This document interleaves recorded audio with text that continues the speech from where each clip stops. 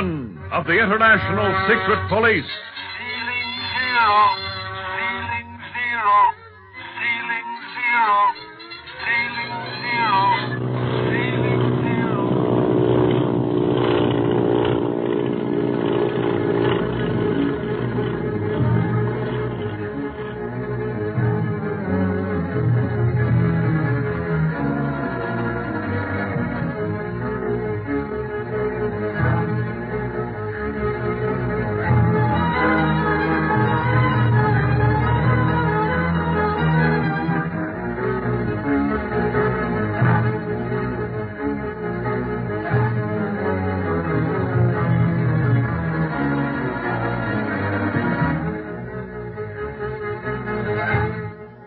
While Li Ying, Hong Kong representative of the International Secret Police, Dr. Kingsley, and the Hong Kong police are trying to break through the secret door in the Siong Dock seawall and rescue Speed, Clint, Barney, and little Jean Kingsley, the octopus has ordered that their tunnel prison be filled with water.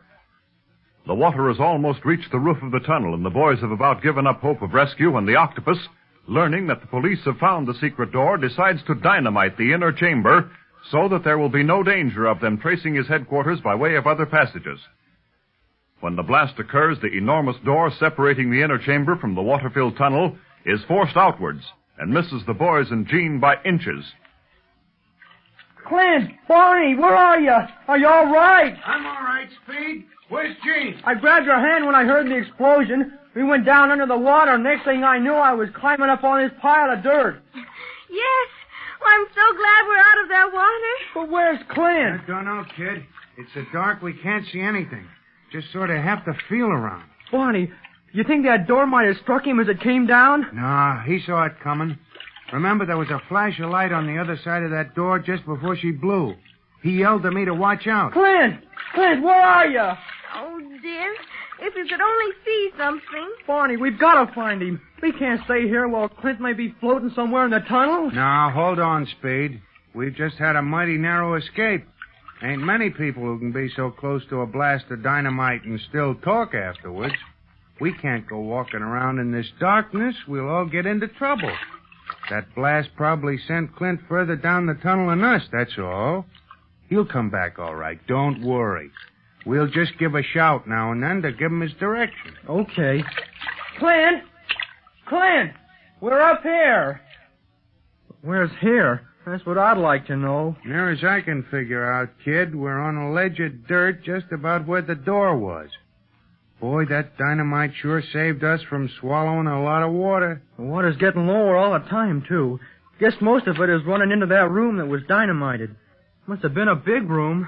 You think any more water's coming in? Don't know about that.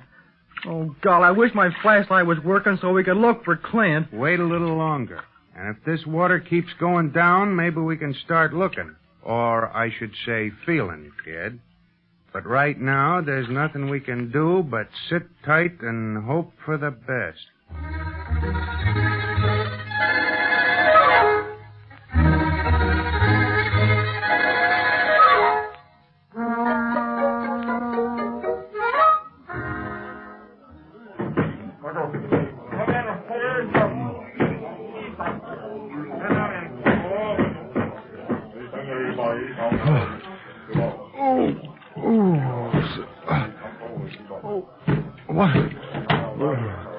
Where am I? Oh, the tunnel. It's dynamite. Oh, Speed! Barney! Oh, I don't remember anything after the blast. Something must have struck me on the head, and the water carried me away from the others. But where? What's all that noise? I'll go toward it.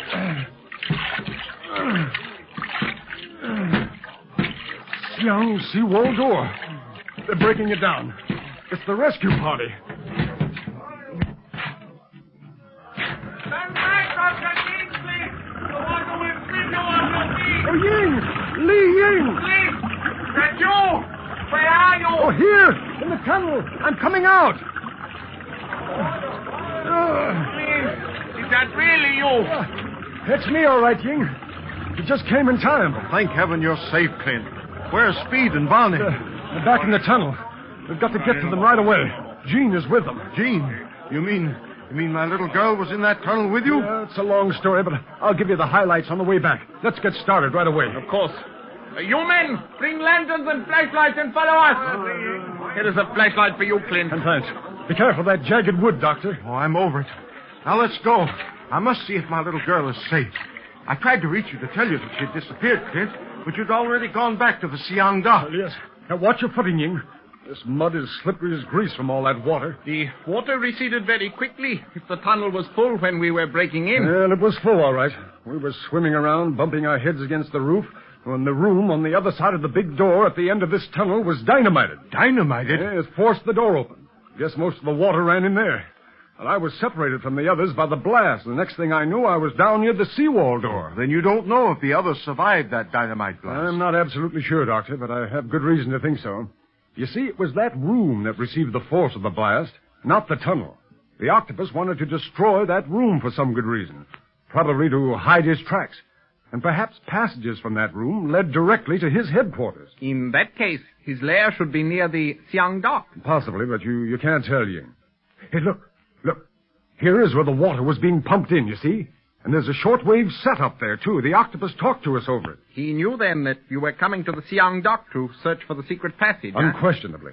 And probably had men planted on the dock itself. We couldn't find a clue to the secret passage on the dock, and then Speed decided to go under the dock and investigate the float and runway.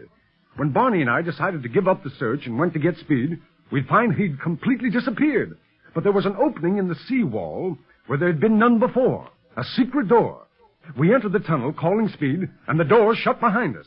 By the time we'd located Speed and Jean, water was starting coming in. Oh, how horrible. But tell me, how did Jean get down here? Well, she disguised herself as a Chinese boy, slipped out of the house and came down in a rickshaw. Said she was afraid of missing something. You know, I'll have to give that child a good talking to. She can't run around Hong Kong as if it were her backyard. And especially with the secret police. Contact with us while we are working brings her directly under the eye of the octopus. Hey, Ying, does the doctor know about... I am a member of the secret police? Yes, Clint. Under the circumstances, it was necessary to tell him. In fact, the octopus probably knows my true identity, too, since I was openly leading the rescue work. That's too bad. You were accomplishing so much as Li Ying, the tea merchant. Perhaps it isn't as bad as we think. With the police at his very door, the octopus probably withdrew his spies on the dock and sought safer quarters. You took a great chance coming in here alone, Clint. We hadn't planned on that. I only wanted to locate the secret passage if possible. But when Speed disappeared, we had no choice. We had to find him. Well, see, by the way, Ying, how did you ever locate the secret door to this tunnel? By the merest chance.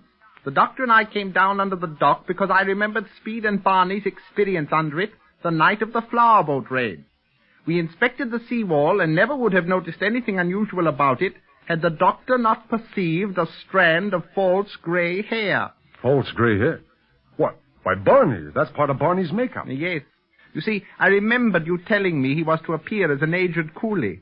We inspected the seawall more closely, knowing that you all must have been there, and then saw a trickle of water coming from behind the wall, rather high up. Then Ying sent a diver down under the runway, and he discovered the pipes which were carrying the water inside the tunnel.